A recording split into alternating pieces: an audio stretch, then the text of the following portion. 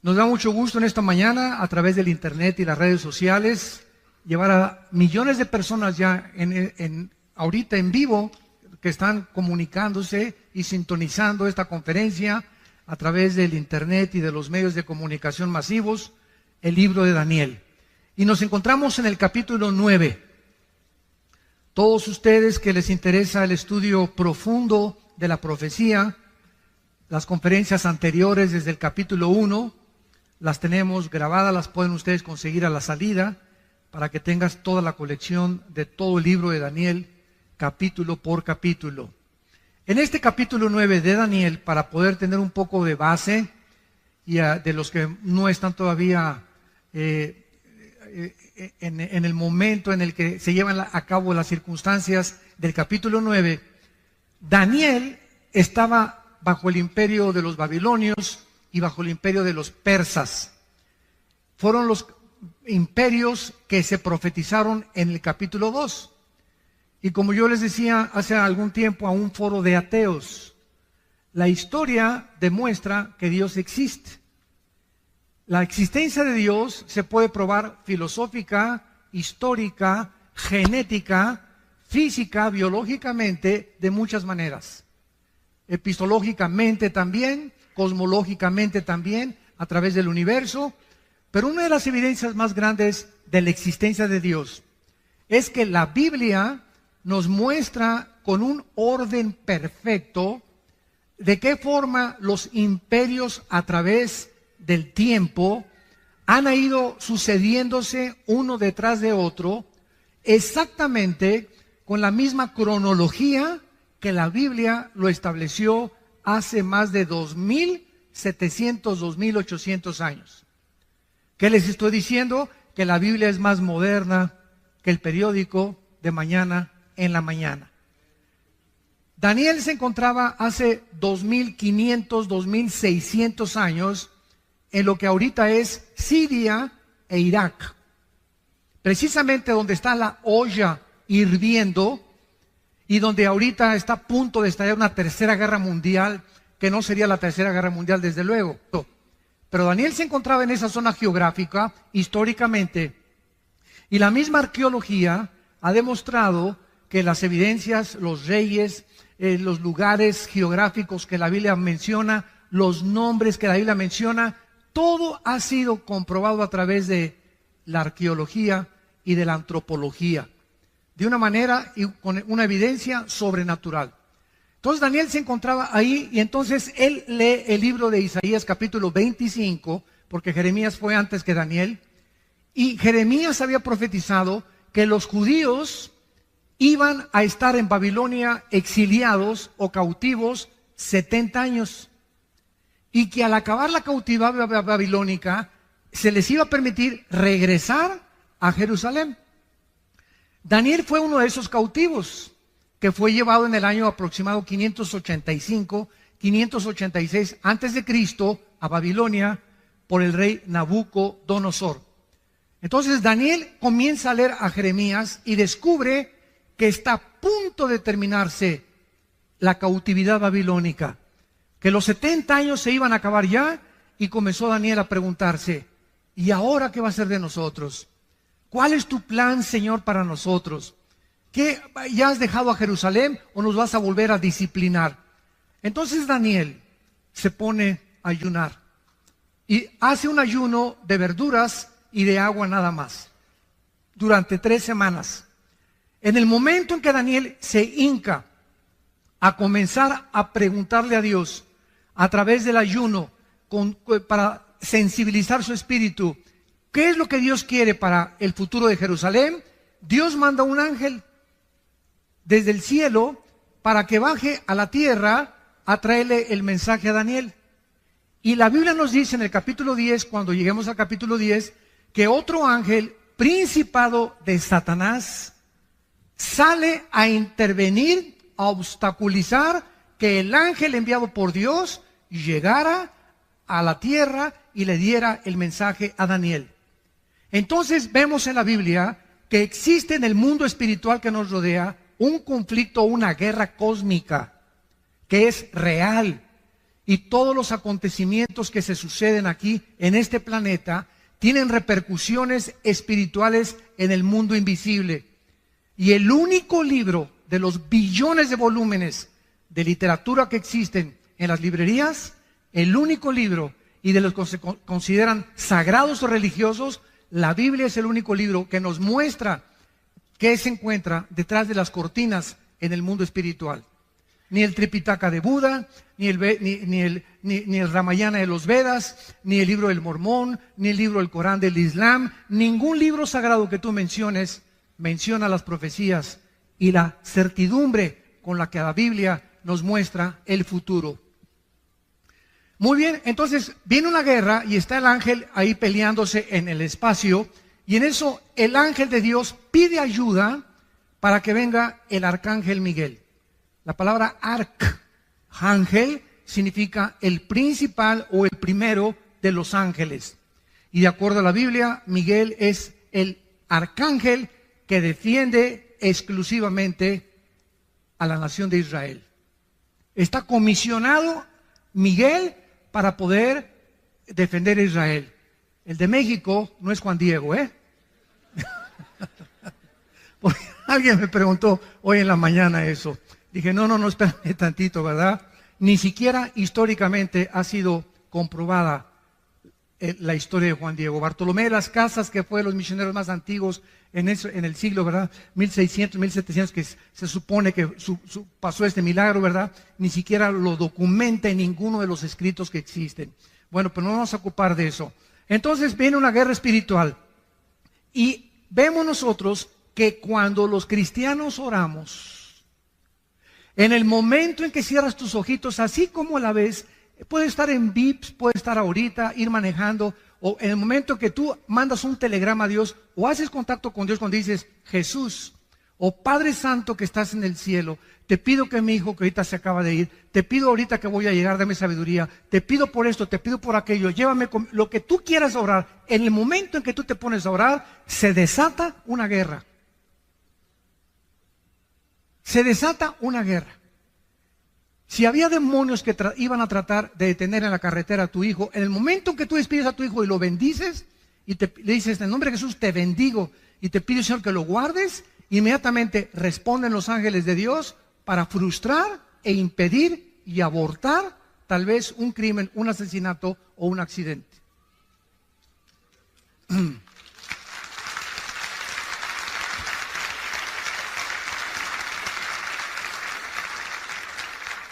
Finalmente, ¿verdad? El ángel llega a la tierra en lo que es ahorita Irán e Irak. Irán en la Biblia aparece con dos nombres. Irán aparece con el nombre de Elam, que todavía es una provincia que está en frontera con Arabia Saudita, e Irán aparece con el nombre de Persia. En 1935 se le cambió el nombre de Persia a Irán. Entonces, todas las naciones que nosotros encontramos, todas las naciones, cerca de 200 naciones que hay ahorita en el mundo, tienen el mismo origen en el capítulo 10 del libro del Bereshit, que es el Génesis.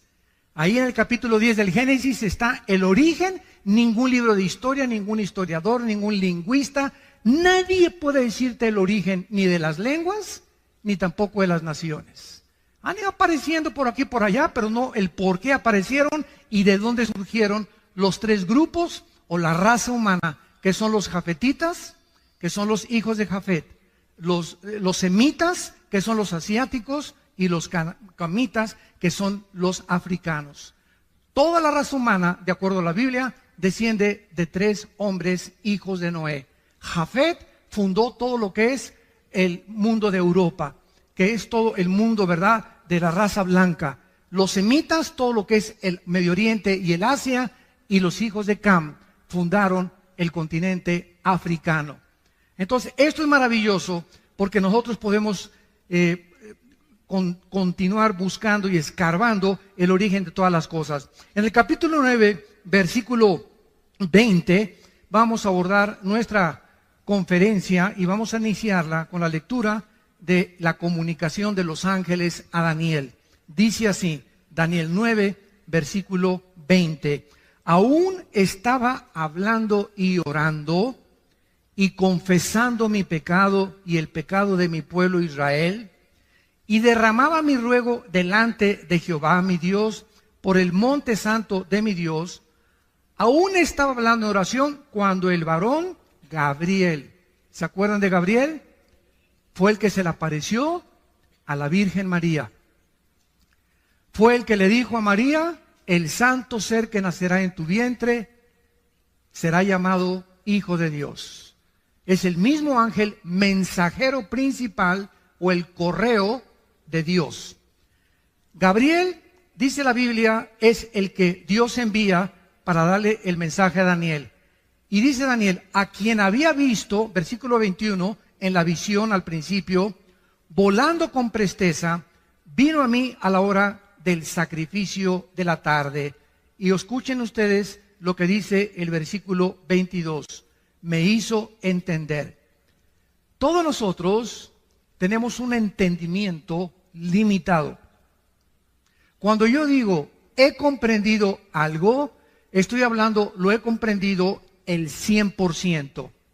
Pero cuando nosotros hablamos de Dios, es un ser o un ente incomprensible. Dios no puede ser comprendido el 100% por ningún ser humano.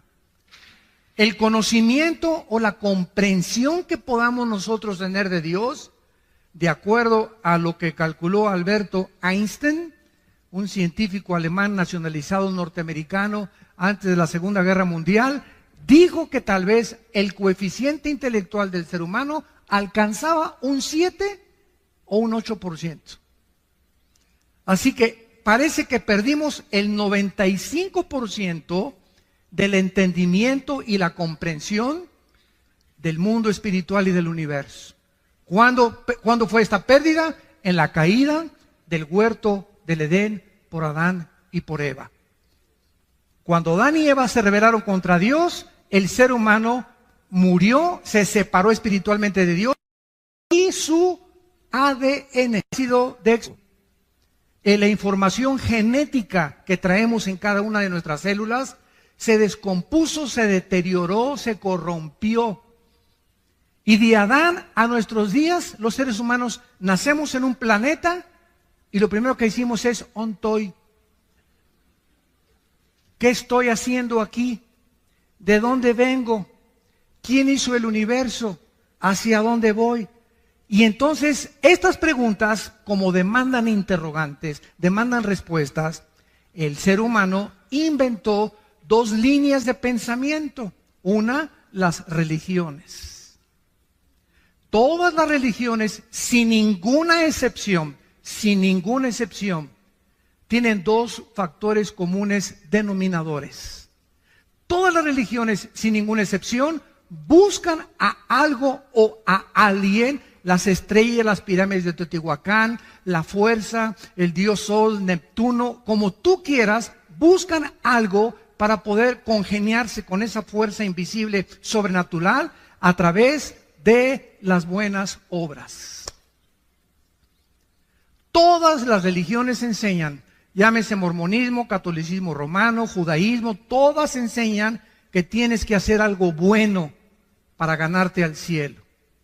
Y además, todas las religiones invocan o apelan a los sacrificios. Y vemos a la gente pues cargando cruces, yéndose a rodillas a la villa, golpeándose la espada con pales, etcétera, etcétera. Sería el colmo, ¿verdad?, que los cristianos digan, es que voy a ayunar para que Dios sane a mi hija. O voy a ayunar para que pueda Dios darle la escuela a mis hijos. Dios no... Si el arcángel le dice, oye, señor, ya tiene una semana sin comer, Juanita, ¿le sanas a su hija? Oye, qué Dios tan misericordioso, ¿no? Que está esperando, ya me viste, señor, ahora sí me tengo una semana sin comer y sin beber agua, señor, ahora sí me sanas a mi hija. Así es, quería que te sacrificaras y ya que te viera como la lengüita, como los perritos ladrando, entonces voy a sanar a tu hija. Nunca ayunemos para echarle manita de puerco a Dios. Nunca, el ayuno no es para eso. El ayuno es para buscar su voluntad en la Biblia. Y si no tienes tiempo de la Biblia, no ayunes. Porque si tratas de ayunar y te vas al trabajo o tienes diabetes, olvídate, ¿verdad? Vas a acabar en el psiquiátrico o en la otra vida. Entonces tenemos que entender claramente, ¿verdad?, la razón por la cual Dios nos dice eso. Y esta es la razón por la cual dice el versículo 22, que Dios tuvo que mandar, esto es antes de Cristo.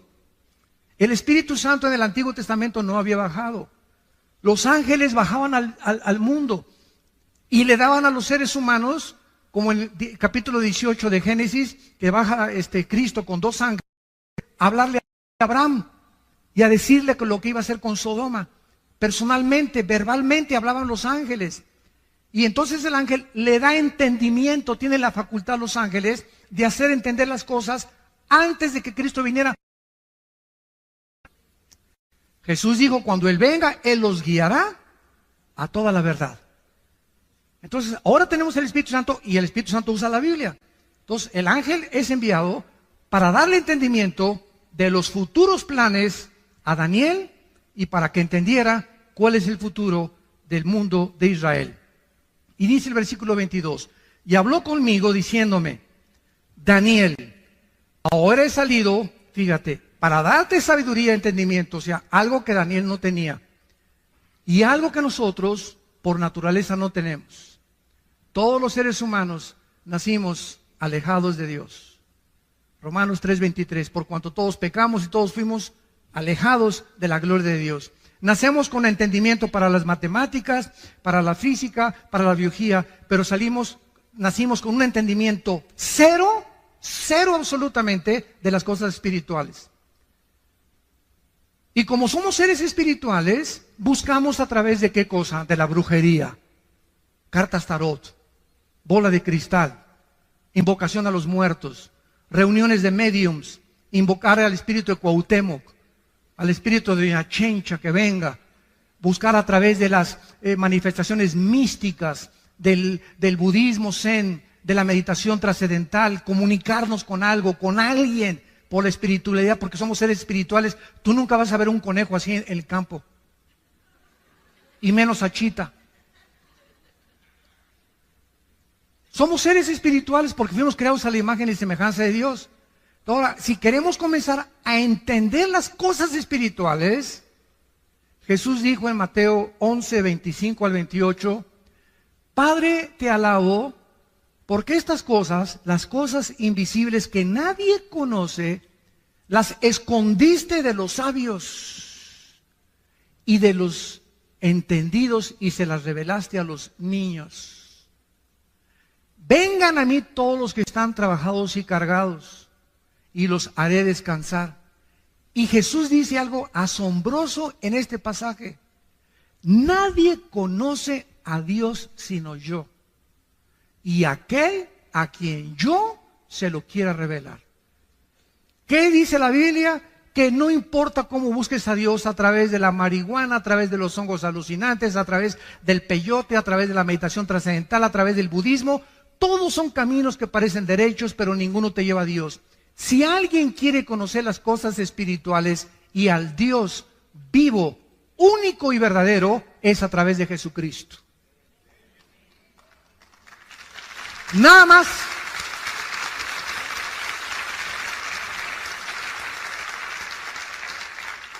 Él descendió del cielo, precisamente, dice Juan 17, versículo 3 y 4, tú me diste, Padre, el poder de bajar al mundo donde están todos estos seres humanos con un entendimiento de un 5 o 6%, completamente ciegos de lo que es el mundo espiritual, de ti, Padre, y de todo lo que pasa en sus vidas, de dónde vienen, quiénes son, a dónde van. Y tú me has dado a mí el poder de bajar al mundo y darles vida eterna. Y esta es la vida eterna, que te conozcan. A ti, al único y vivo verdadero Dios, y a Jesucristo a quien has enviado. ¿Pueden ustedes comenzar ya a entender algo? Sin Jesucristo no podemos nosotros conocer nada de Dios. Ahora, cuando Jesucristo les dijo a los discípulos, me voy, ahí nos vemos. Imagínense los discípulos, oye, espérame tantito, ¿cómo que te vas? Que tú nos has traído las palabras de vida eterna. Ahora sabemos que tú vienes de Dios y que regresas a Dios. pero ¿cómo nos vamos a quedar huérfanos? No, espéreme tantito. Dice, voy yo a mandar al Espíritu Santo que baje al mundo, y Él cuando entre a ustedes, ya no como en el Antiguo Testamento, que venía y se iba, y Dios hablaba a través de voces, a través de profetas, a través de experiencias místicas, a través de sueños. Dice Hebreos 1, versículo 1, Dios había hablado muchas veces, de muchas formas, a través de los profetas, ahora nos ha hablado por el Hijo. Cristo es la última palabra que Dios nos ha dado. Y el que no escucha al Hijo no tiene la vida. Estás escuchando voces extrañas. Si no es la voz del Hijo, estás escuchando la voz del enemigo. Y ahora el Espíritu, cuando recibes a Cristo, entonces por eso reciban a Cristo, por favor. Ese es el mensaje, es la carta que le entregamos al mundo.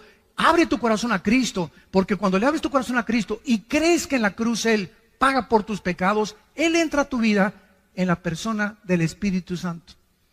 Y el Espíritu Santo te comienza a destapar la calabaza que tenemos aquí. Y entonces, como cuando llegas a una clase de japonés, puros signos y no entiendes nada. Ah, pero está el maestro japonés. Mira, esa es la A. Ah, si usted no me dice cuál es la A, yo no voy a decir, pues yo creo que esta es la A. No es lo que tú creas, es lo que es. Pues yo creo que Dios es así. Pues Dios no tiene esa chance que fueras así ni pensaras así. Pues yo pienso que Dios va a mandar a todos al cielo y que nadie se va a condenar. Es lo que piensa mi chencha también.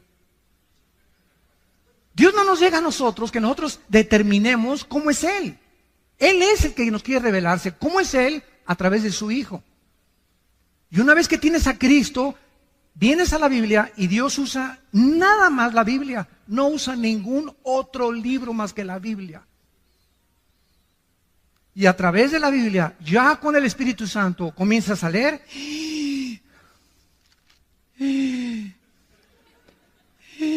Ah, caray, híjole, qué tremendo. Y comienza sin que te des cuenta a entrar algo, porque ese espíritu, la palabra de la vida, a tu vida, comienza a lavarte. Como dijo una persona, a usted le lavaron el cerebro, y le dije, y bien que lo necesitaba.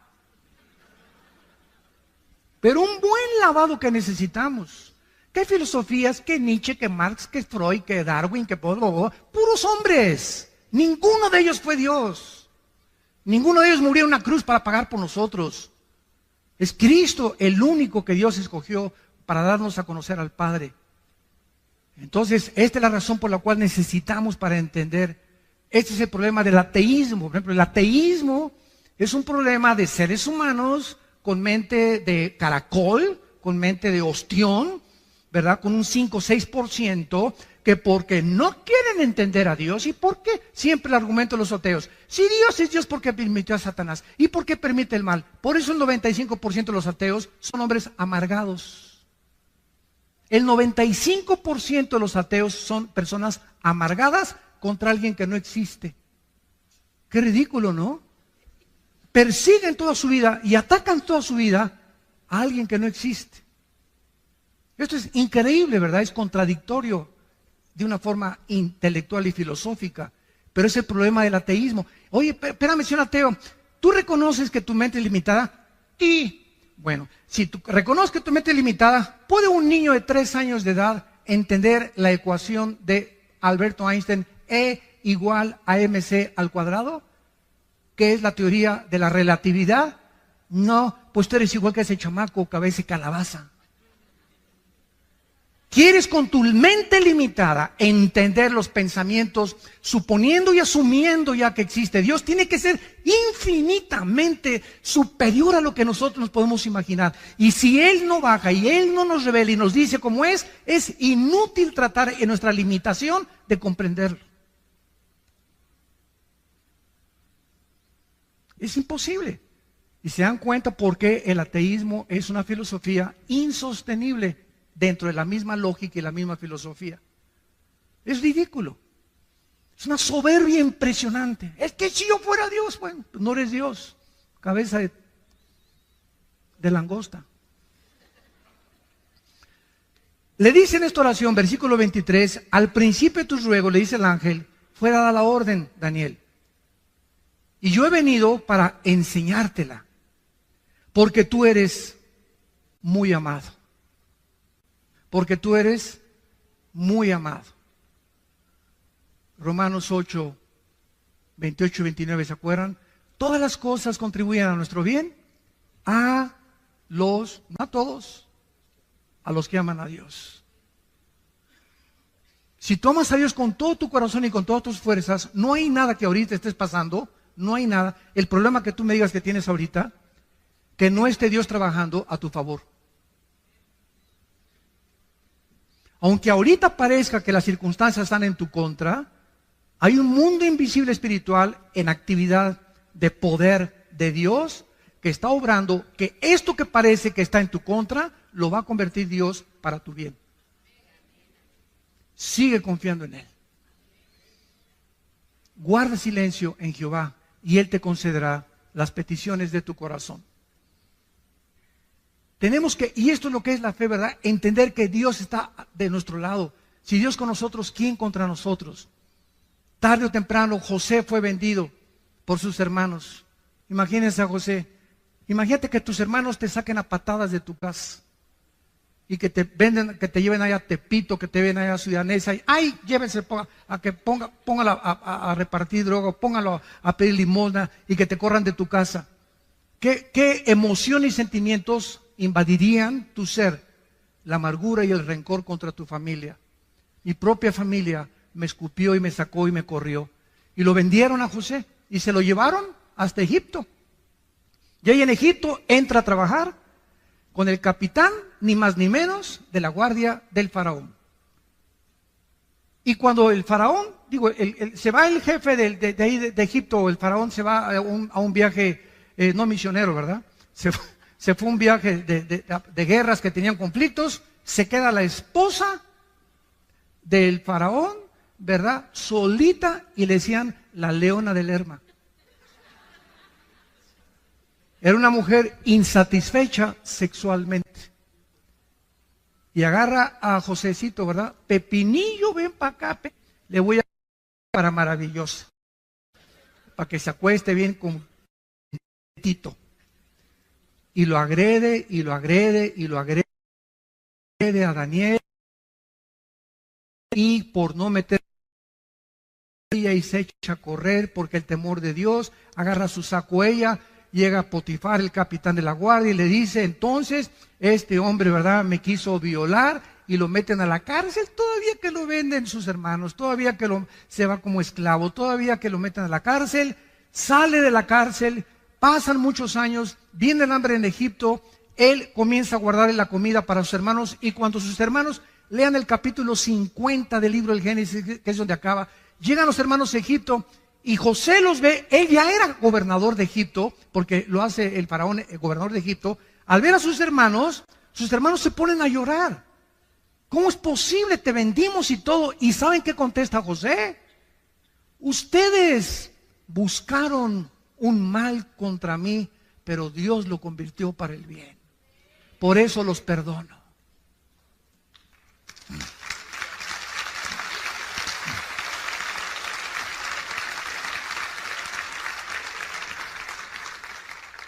Cuando confiamos en Dios, no tengo nada contra ti. Ese es tu problema. Si tú tienes problemas conmigo, pero yo yo no tengo nada absolutamente contra ti. Ese es el secreto más grande, porque dice Santiago capítulo 4 que Dios da gracia a los humildes. Muy bien.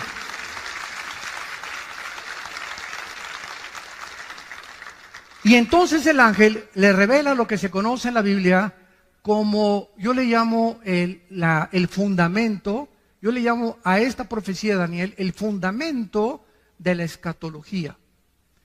La palabra escatología, para los que no sepan, viene de dos palabras, escatos y logos, que significa el conocimiento de las cosas del futuro. Entonces, un escatólogo es una persona que se dedica a estudiar profecías. Entonces, el fundamento de la Biblia, o sea, nadie puede entender Apocalipsis, nadie puede entender Ezequiel, nadie puede venir y decir, pues yo creo que esto significa, sin entender la profecía de la semana 70 de Daniel. Lo que vamos a ver ahorita en 4 o 5 versículos. Es la profecía más espectacular y la que marca toda la cronología de toda la historia humana. Y la que nos hace comprender por qué ahorita Israel es el centro del ataque. Como alguien me dijo, bueno, ¿y usted por qué nada más Israel? No nada más Israel. Yo aquí siempre traigo el menorá, que significa la iglesia. El menorá es la iglesia, la luz, somos la luz del mundo, los cristianos. Y aquí tiene 7 palitos. El menorá es el candelero de los judíos con 7 palitos. ¿Por qué? Porque el de en medio es Cristo. Y si los otros 3 de un lado y los otros 3 del otro lado es la iglesia. ¿Por qué? Porque el número 6 es el número del hombre en la Biblia. En la Biblia hay una numerología o una gramática que significa que cada letra tiene un significado bíblico o un significado numérico. Entonces, el hombre tiene el número 6, el 1 es el nombre de la unidad, el 3 de la Trinidad, el 5 es el número de la gracia, el 12 es el número del gobierno, el 8 es el número de la perfección total, etcétera, etcétera. Entonces, el menorá significa Cristo en medio de los seres humanos. Cristo en medio de los seres humanos. Y esto es precisamente por qué Dios usa los números en la Biblia. Vamos a esta profecía, versículo 24. 70 semanas están determinadas sobre tu pueblo y sobre tu santa ciudad. En la Biblia había semanas de días y de años.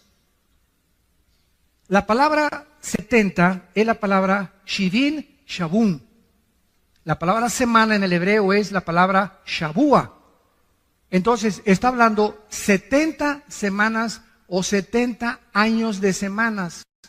Si multiplicamos 7 por 7, 49. En otras palabras, 490 años. Esto es asombroso. Te voy a dar la cronología de los años, Daniel. Hay 490 años para Israel. Y cuando se cumplan los 490 años, yo regreso. Y cuando los más grandes físicos, matemáticos y aquellos que han estudiado las leyes de las probabilidades también matemáticamente en la Biblia, matemáticamente también se demuestra que la Biblia es algo sobrenatural, han calculado exactamente la cantidad de años que se profetizó. Se lo voy a dar resumidamente para después abordarlo poco a poco. Ya se cumplieron 483 años. Vamos rápidamente a ver, nos vamos a brincar el 24 para darles un resumen. Sabe y entiende que desde la salida de la orden, y dice cuándo comenzar a contar, desde que salga la orden para restaurar y edificar a Jerusalén hasta cuando venga Cristo, desde que se dé la orden para edificar Jerusalén hasta el Mesías príncipe, habrá 7 semanas y 62 semanas, y se volverá a edificar la plaza y el muro en tiempos angustiosos. Y después de las 62 semanas se quitará la vida al Mesías. ¿Quién podría si no es Dios? Hace 2500, 2600 años dejarnos un documento como el que tenemos en nuestras manos y poder profetizar con tanta exactitud para que podamos comprender claramente que solo Él puede poner el orden y los tiempos. Escuchen ustedes, esto es absolutamente tremendo. Aproximadamente en el libro de Nehemías capítulo 2 se dio la orden para restaurar Jerusalén, en el libro de Nehemías. Y del libro de Nehemías hasta el domingo de Ramos. Apúntalo. Que fue en febrero del año 445 antes de Cristo. Cuando se dio la orden de restaurar Jerusalén. Y cuando Cristo llega a Lucas 22, al domingo de Ramos, y en un burrito cabalgando, y todos creían que ya viene el Mesías, y de acuerdo a las profecías del reino, el Mesías va a establecer su reino, y vamos contra el Imperio Romano, y se acabó ya el yugo del Imperio Romano. Llega Jesucristo en un burrito, no en un caballo blanco como esperaban todos los conquistadores en el tiempo antiguo. Al entrar y declarar la victoria, entraban en caballos blancos. Eso lo hará Cristo hasta el capítulo 19 de Apocalipsis, cuando venga ya venciendo a todas las naciones con nosotros. Llega en un burrito Jesucristo y se para sobre Jerusalén. Y ahí enfrente, en Jerusalén, dice unas palabras tremendas en el capítulo 23 de Mateo, versículo 37, se los voy a leer rápidamente. Jerusalén, Jerusalén, que matas a los profetas y apedreas a los que te son enviados. ¿Cuántas veces quise juntar a tus hijos, como la gallina junta sus polluelos debajo de sus alas, y no quisiste? He aquí vuestra casa os es dejada desierto. Pero en verdad les digo que desde ahora no me veréis hasta que digáis Baruch Hashem Adonai Eloheinu, que en hebreo significa bendito el que viene en el nombre del Señor. Baruch Hashem Adonai Eloheinu. Y esto lo vamos a ver en la profecía, que es exactamente en ese momento cuando Cristo declara esas palabras, que Dios deja de tratar con Israel.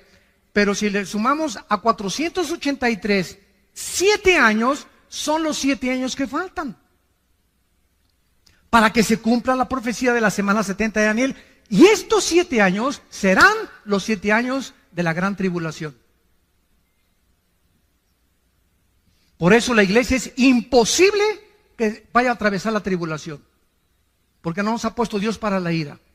Si regresamos a Daniel, vemos claramente para quién es esta profecía. Versículo 24, 70 semanas, o sea, 490 años, están determinados sobre tu pueblo y sobre tu santa ciudad, no a la iglesia. Ahí está el conflicto de muchas personas o teólogos o escatólogos que tratan de interpretar que la iglesia va a pasar la tribulación o esto y el otro, simplemente porque no han entendido las 70 semanas de Daniel. Que eso es una profecía exclusivamente para Israel. Dios tiene un plan para Israel, síganme con cuidado. Dios tiene un plan para la iglesia. El plan de Dios para Israel y el para la iglesia son diferentes. Esto se llama dispensacionalismo. Cuando venga Cristo por nosotros en el arrebatamiento, en el momento que seamos sacados, tal vez un año antes, un mes antes, 3 días antes, inmediatamente un hombre en el Medio Oriente va a firmar un tratado de paz entre los árabes y los judíos. Este hombre se llama en la Biblia la bestia, el cuerno pequeño, el anticristo. Y en estos 7 años, supuestamente, él va a traer la paz. Va a venir con una bandera de paz. Apocalipsis 6, el caballo blanco, que es el caballo del primer jinete de Apocalipsis, viene con un arco sin flechas, implicando que viene con símbolos de paz engañadora. Y estos 7 años, la iglesia ya no está aquí. Ya nos fuimos. Adiós, mundo cruel, ya nunca te veré. See you later, alligator. Como dice la canción, ¿verdad? Ahí nos vemos, mundo cruel. Nosotros nos vamos, escuchen esto, y al irse nosotros, mucha gente cree que el Espíritu Santo se va con nosotros. Pero el Espíritu Santo es omnipresente por el amor de Dios. El Espíritu Santo no puede decir, aquí no está el Espíritu Santo. Es omnipresente, Él está en todo lugar, en todo momento. Claro que habitando de una forma especial en nosotros los cristianos, desde luego. Pero el Espíritu Santo, Él sigue aquí en la tribulación. Y entonces el Espíritu Santo va a trabajar de manera diferente porque es otra dispensación. Se llama la dispensación de la tribulación. Antes de Cristo trabajó el Espíritu Santo, venía y se iba, venía y se iba.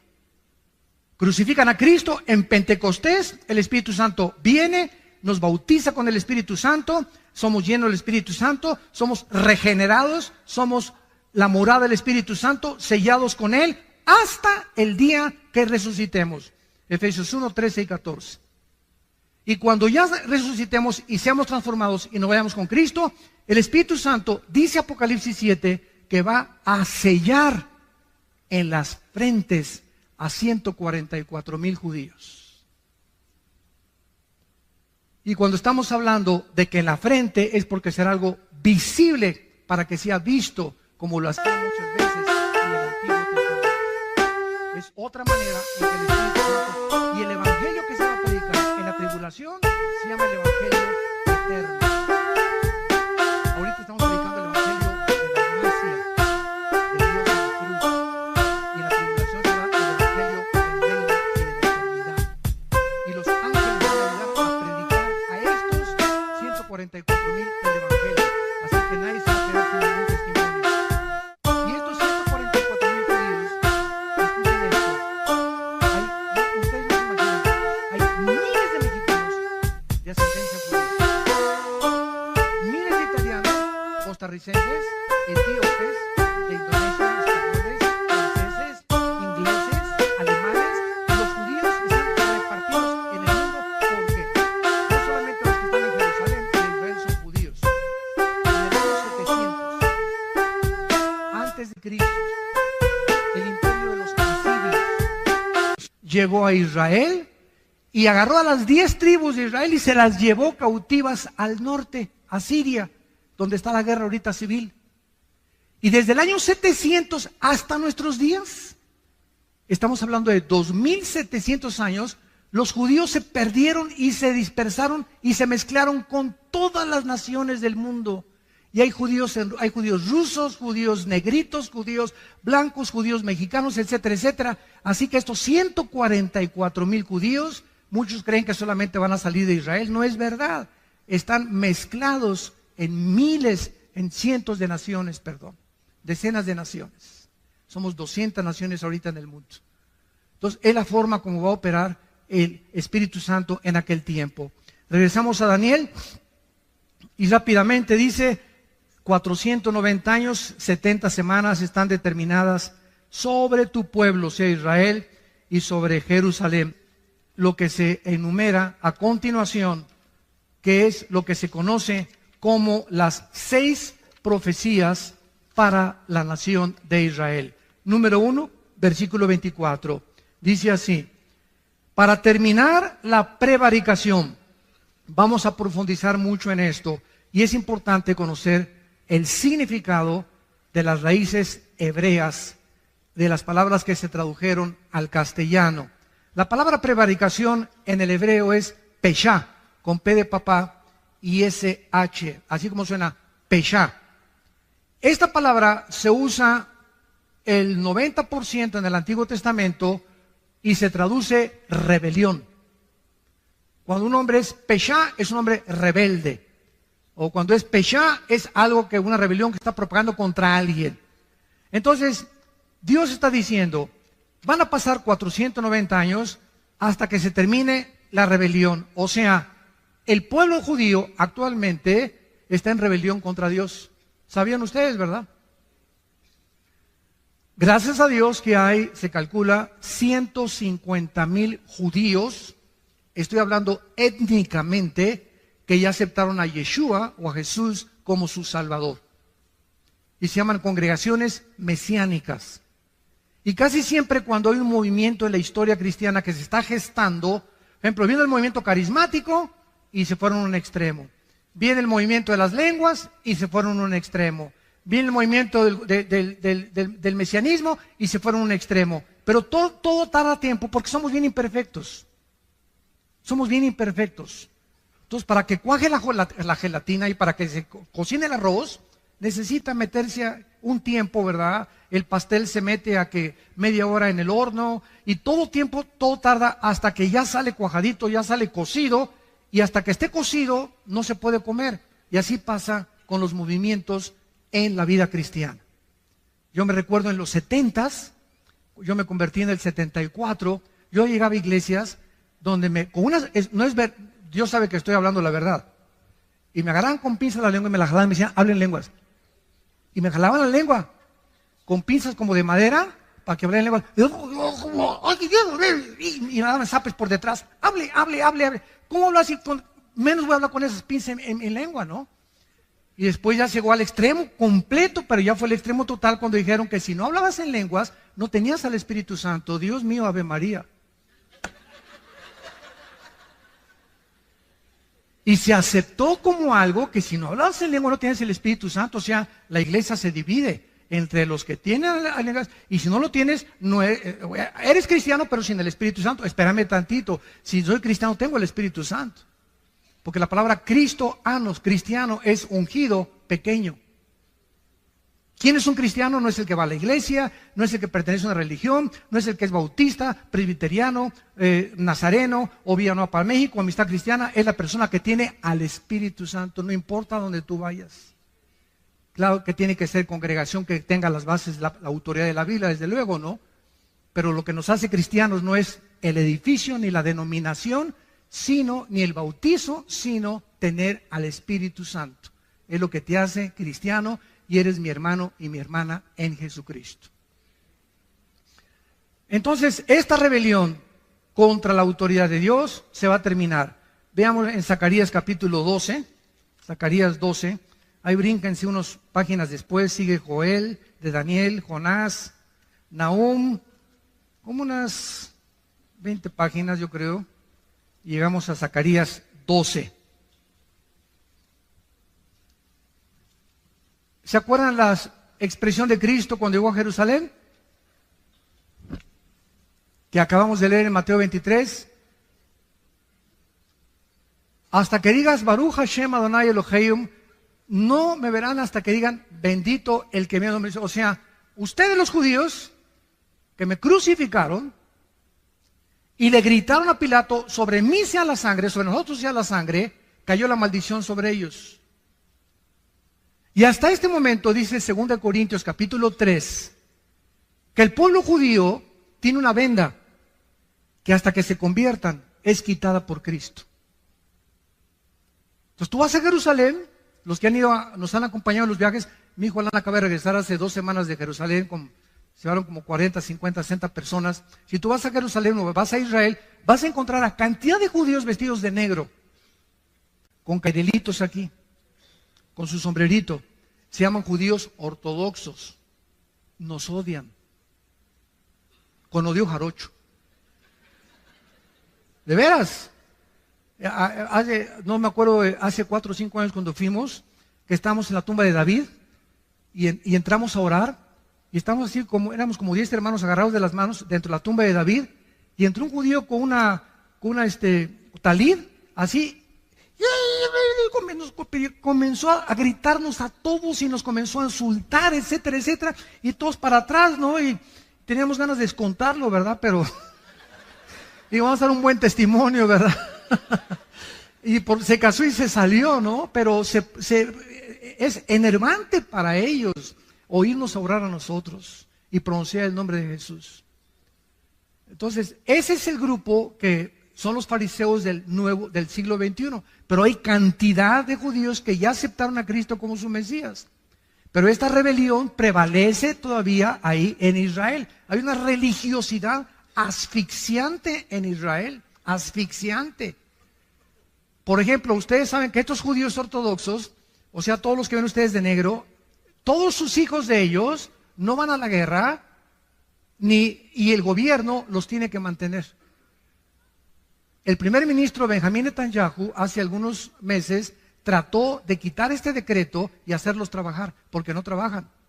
Desde que son niños, lo único que hacen es leer la Torah o el Mishnah, que es la ley, los 5 libros de Moisés o el Pentateuco. Y es a lo que se dedican, nada más, la pura leer. Y están siempre, leen y leen y leen. Desde chiquitos crecen eso, no van a la guerra, no trabajan y el gobierno los sostiene para mantener las tradiciones judías. Y es inconcebible, ¿verdad? Es ridículo, ¿verdad? Pero Netanyahu no le aprobaron el proyecto que hizo, ¿verdad? Y no pudo alcanzar nada. En Zacarías 12, dice el 9 al 10, hablando de este día futuro, que es futuro cuando Israel se convierta, y en aquel día, está hablando cuando Cristo venga, yo procuraré destruir a todas las naciones que vinieren contra Jerusalén.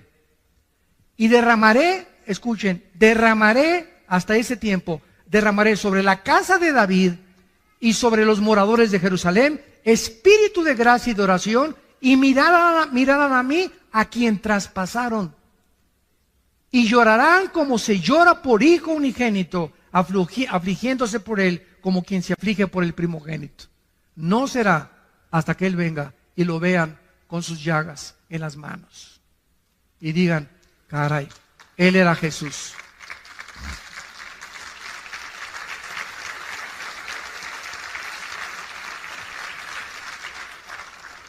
Vamos a continuar con este estudio, pero es impresionante la cronología bíblica, es impresionante el contacto que la Biblia nos da con el mundo que nos rodea, con lo que está pasando ahorita en el mundo con las naciones, y la comprensión que el Espíritu Santo nos da a los cristianos, que la gente de privilegio que experimentemos, que nunca se manifieste en orgullo, nunca, nunca, nunca, porque pierdes la gracia de Dios. Que este privilegio, esta experiencia que tenemos de tener a Dios en nuestras vidas, nos humille al contrario, y saber que es por la gracia que yo cada semana mínimo le digo a Dios, Padre, ¿de dónde me sacaste? Me acuerdo de dónde me sacó Dios. Cuando yo me convertí, yo no era nadie. Estaba en el suelo, en el lodo estaba, revolcándome en la cochinada. Ahí estaba yo. No merecía ni el perdón de Dios, de todas mis maldades que hice. De ahí nos sacó, de una cantera, de una roca, de ahí nos sacó Dios y comenzó a trabajar como los escultores y con el cincel, con el martillo y el cincel, a sacar la figura de David de una escultura, de una roca, las figuras que hacen los escultores, ¿verdad? Así Dios, de una piedra que éramos nosotros, de un carbón, nos está convirtiendo en diamantes a los cristianos. Y por eso es tan importante el sufrimiento en los cristianos y las pruebas en los cristianos. Como decía Churchill, el primer ministro de Inglaterra, cuando hace calor no te salgas de la cocina. El momento que vienen las pruebas, ya no soy cristiano, parece cristiano y parece... Ay, y en la iglesia hay problemas. No estás en Disneylandia, hijo. No estamos todavía en Reino Aventura. En la casa, en la iglesia, no hay ninguna iglesia perfecta. Todos está trabajando Dios con nosotros, con todos nosotros. Tenemos que tener paciencia y aguantar, porque nos está forjando a través de este fuego y purificando nuestros corazones a través de las pruebas, para que pueda brillar la paciencia y la fe brillar con máximo esplendor, porque es lo más valioso que tenemos, la fe que Él nos ha dado en su Hijo Jesucristo. Oremos. Padre, gracias por tu palabra en esta mañana, en esta tarde también. Gracias por la esperanza bienaventurada que aguarda nuestro corazón de ver a tu Hijo en persona. Que cuando Él ascendió al cielo para despedirse de sus discípulos y comenzó a elevarse en el aire, los ángeles aparecieron y les dijeron a los apóstoles: ¿por qué miráis así al que se va? Porque exactamente como se va, regresará físicamente a establecer su reino entre ustedes. Y en aquel día secará vuestras lágrimas. Y en aquel día será como la mujer parturienta, que durante 9 meses ha sufrido. Y cuando el niño viene ya al mundo, se rompe la fuente, los dolores aumentan, pero cuando tiene esa criatura en sus brazos, todavía dice que venga el segundo o el tercero. Pero ese niño en sus brazos le hace olvidarse de todo lo que pasó por el gozo de tener a su hijo que finalmente está con ella, o a su hija. Y cuando tú vengas, esto le dijiste a los discípulos: así será con ustedes. En el mundo tendrán aflicción, pero confíen, yo he vencido al mundo. Y cuando yo venga, vuestras lágrimas se convertirán en gozo. Y nadie les volverá a quitar su gozo, porque ya no habrá muerte, ni enfermedades, ni sufrimientos, ni fricciones, porque todas las cosas serán hechas nuevas. En esta mañana, Dios te invita a que vengas a su Hijo Jesucristo. Lo que no has entendido, seguirás sin entendiéndolo, porque no lo tienes a Él. Pero en cuanto tú lo invites a tu vida, Él entrará a tu corazón te quitará las vendas que cubren tu mente ahorita espirituales y comenzarás a comprender las cosas profundas de Dios. ¿Qué tengo que hacer? Me preguntarás. Simplemente, en este instante, con tu rostro inclinado, con toda la sinceridad de tu vida, dile: perdona mis pecados, Señor. Creo que en la cruz tu Hijo pagó por ellos con la sangre que Él derramó. Creo que a los 3 días se levantó de los muertos. Y te pido, Jesús, porque sé que vives, que en este instante entres a mi vida como mi Señor y mi Salvador. En tu nombre perfecto, santo y eterno te lo pido. Amén.